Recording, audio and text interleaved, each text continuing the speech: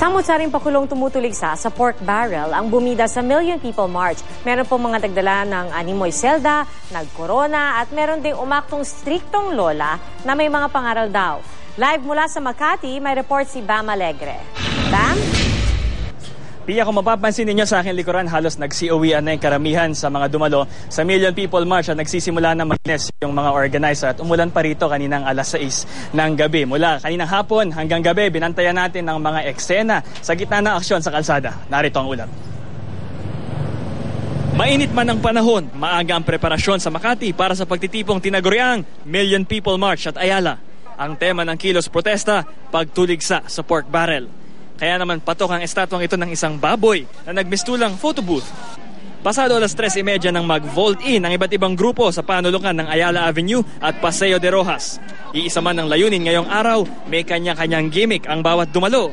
Ang grupong ito nagbitbit ng kulungan at iba't ibang maskara rin ang suot ng mga nakapiit sa loob. Masaya ako, marami akong kasama.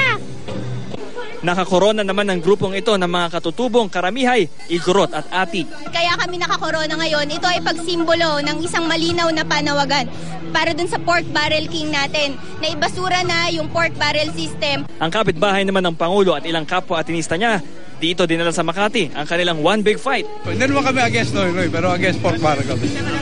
Ang mga alagang aso naman ni Leo, nakiisa rin sa kilos protesta. Ang aso nagbabayad din ng buwis sa dog food tsaka sa mga gamot. Indirectly may taxes din yun At hindi rin papahuli si Aling Luz Viminda. Siya raw si Granny Boss at mano-mano niyang pinasulat ang mga pangaral niya bilang lola para kay Pinoy. Utos ko kay Pinoy. Kung ako ang boss niya, lola na ako. I am amazing Granny Boss. Mula kaninang hapon hanggang ngayong gabi, nakataas yung iba't ibang mga placards. Pero ngayon pa lang nakahabol yung ilang mga empleyado na kailangan tapusin yung kanilang trabaho hanggang alas 5 ng hapon. Kabilang na ang grupong ito.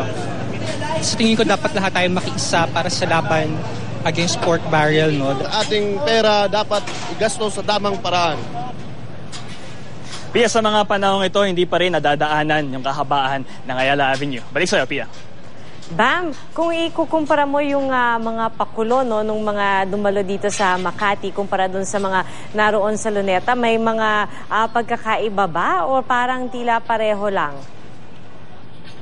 Naroon din tayo sa mga nakaraang Luneta, yung mga gimmick naman nila doon. Well, syempre, sentro pa rin dyan yung tema ng baboy. Pero may refreshing sila, may mga iba't ibang gimmick sila rito. Katulad noon dati, ang dinadala nila yung mga maskarang baboy. Ngayon, kumpleto na sa props, no? May mga selda na, may iba't iba pang mga tao na nakakulong doon sa loob. Pia. Pero isa kasi sa mga panawagan nila, Bam, no, yung wag daw haluan sana ng politika yung pagtitipon. So, meron ba mga politiko na nagtangkang pumunta dyan sa rally? Sa ating pagbabantay sa buong hapon hanggang gabi, wala tayong nakita mga politiko na may hawak na power ngayon. May ilang mga dumalo na mga sikat na mga abogado, may ilang mga personalities katulad nila Jun Lozada at nila Archbishop Oscar Cruz. Pero other than that, wala yung mga personal na similar dati nung unang Luneta na dumalo yung dating Chief Justice na si Renato Corona. Pia. Alright, maraming salamat sa iyo, Bam Alegre.